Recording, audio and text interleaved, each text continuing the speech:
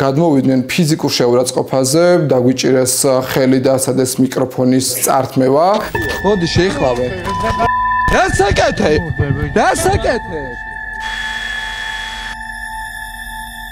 მე ვარ ჟურნალისტი შოთიკო სადაღაშვილი, TV მონიტორინგის რეპორტიორი.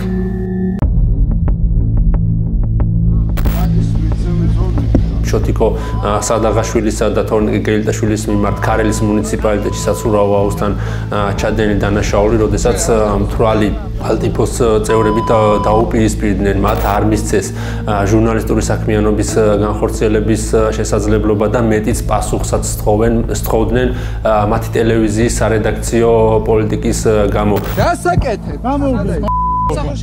რა საკეთებ? ხელი გამიშვი. აი ხლა რომ გამოვიძახო მე პოლიცია, შენ იცი გიზავე? საქართველოს, ევროპას არ მიცემს. ჩვენ გვაგინებს?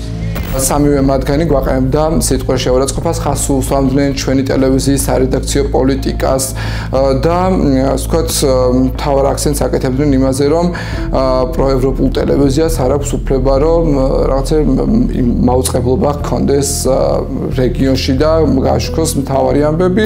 ნაგავი ევროპის მიცემი თუ შევდივართ იმ ევროპის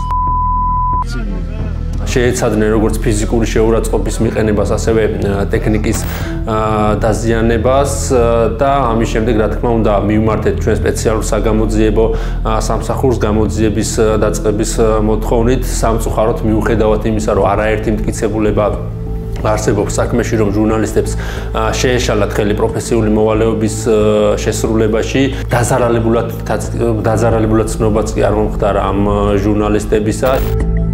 ის რომ ეს ადამიანები არიან დაუსჯელები და ის რომ დღემდე არც ერთ მათგანს არ უგია პასუხი ჩადენილი დანაშაულის გამო, კიდევ ერთხელ ცხადყოფს იმას, რომ ამ დრომდე სწორედ ისინი არიან მართველი გუნდის, მართველი პარტიის კალთის ქვეშ და სწორედ ისინი მფარველობენ მოძალადე ადამიანებს. შესაბამისად ჩვენ იძულებული გავხდით უკვე, რომ მიგვემართა ადამიანის უფლებათა ევროპული სასამართლოსათვის და მოგვეთხოვა, რომ ამ საქმეში, ასე ვთქვათ, დადგენილი იყო სახელმწიფოს მხრიდან კონვენციის მუხლების დარღვევა.